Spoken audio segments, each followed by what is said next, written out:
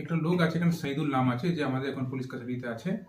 ও different different লোক থেকে account নিয়ে অ্যাকাউন্ট বানাতো, ওই লোকের আইডেন্টিটি উপরে একটা সিম কার্ড ইস্যু করাতো, আর পুরো প্রপার ব্যাংকিং যে অ্যাকাউন্ট জন্য খোলার জন্য যে কিট থাকে ওটা ইস্যু করাতো ব্যাংক থেকে, অ্যান্ড সিম কার্ড ইস্যু করাতো।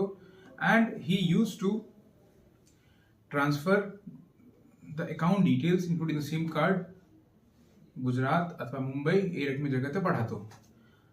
और পাঠিয়ে এই অ্যাকাউন্টগুলো যে আছে ডিফারেন্ট ডিফারেন্ট রকম সাইবার ক্রাইম যে হয় ওর মধ্যে mule account exactly word term use করা হয়, অথবা ভাড়ার অ্যাকাউন্ট বলতে পারেন আপনি, ভাড়া অ্যাকাউন্ট হিসাবে ইউজ হতো। ও ওই সবগুলো অ্যাকাউন্ট মধ্যে যতগুলো সাইবার জালিয়াতি শুনছেন, যত রকম শুনছেন আপনারা, ডিজিটাল অ্যারেস্ট হোক, লোন ফ্রড থেকে লোককে প্রতারণা করা হোক, অথবা কল সেন্টার হোক, অথবা ওটিপি ফ্রড শুনছেন, ক্রেডিট কার্ড ফ্রড শুনছেন, অনেকগুলো আপনাদের সবাই সমাজের লোক আছেন, বুঝতে পারছেন যতগুলো ধারণা শুনছেন সাইবার ক্রাইম জালিয়াতি হচ্ছে, সবটা টাকা এদের এই প্রোভাইড করা অ্যাকাউন্ট মধ্যে আসতো।